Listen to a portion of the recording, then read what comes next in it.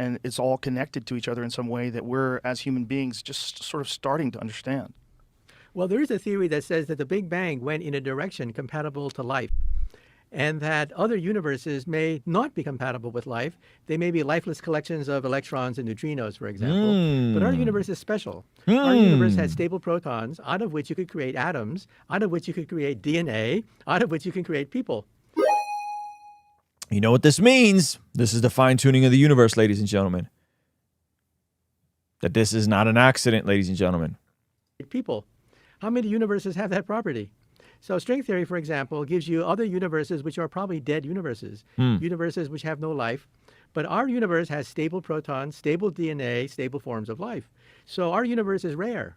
So this is called the the anthropic principle, the feeling that our life is not random. Our universe is special. Our universe is special in the sense that it didn't have to have life, but it does. Yep. And life in a spectacular array of diversity. So our universe really is special. But is it special because we don't know of any other universes? So Yeah, but the other universes that we played with, mathematically speaking, are not compatible with life. According to an astrophysicist, the other universes we played with, mathematically speaking, are not compatible with life. Oh, this gets good. Stars burn out too quickly. Galaxies simply fall apart. Protons disintegrate. It's very hard to create a universe which is stable. So some people think that our universe is special among all the different kinds of universes, that our universe is unique because it's compatible with stable protons and DNA.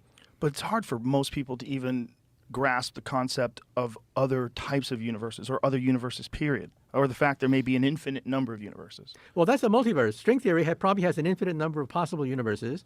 We are probably the only one that has life in them. We're not sure about that, of course. But these other universes are collections of dead subatomic particles, a mist, a floating mist of dead subatomic particles that don't do anything. If the proton were not stable, then our universe also would be like that. Our universe would disintegrate almost instantly. The fact that our proton is stable is quite remarkable. Do you believe that that's unusual? Unusual. In fact, maybe unique. There are probably very few universes with stable protons. You see, string theory gives you many, many diverse solutions. So we can actually look at these other alternate universes, and we see that they're not compatible with life. And why do you think that if the proton is stable here, what would it be about these other universes? Like, what qualities would they possess where it wouldn't be stable there? Everything would decay down to electrons and neutrinos.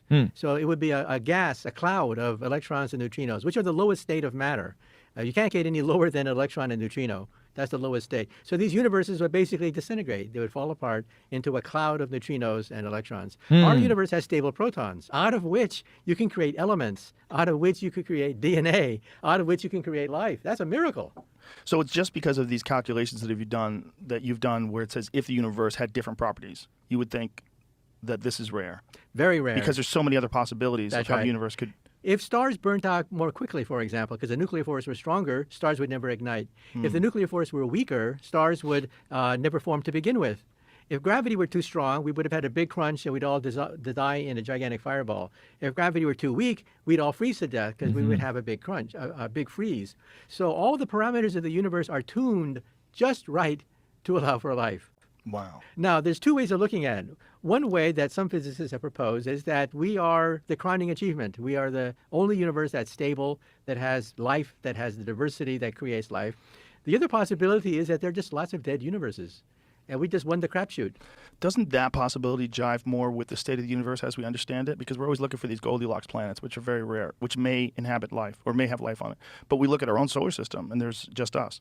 In other words, there could be a Goldilocks zone for universes. Yes, just like there is for planets. For solar systems, of course, is the Earth is not too far from the sun, not too close. But we could be in the Goldilocks zone of possible universes. And that's why we're here today to talk about it. So, but there also could be an infinite number of universes like ours, and also an infinite number of universes that are completely incompatible for life. That's right. This is what I do for a living. We work with these. We work in the multiverse. Yeah, no wonder why you don't watch YouTube. Do you have time for recreation? Do you do stuff outside of? I love how when the conversation gets a little too close for comfort, Rogan will meander. Anybody that listens to Rogan knows it's like, yeah, we go from the multiverse, fine-tuning string theory to like, oh, you have time to watch YouTube?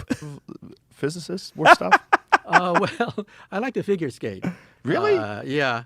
Oh, in the wintertime? Now we're gonna go into figures. This is amazing.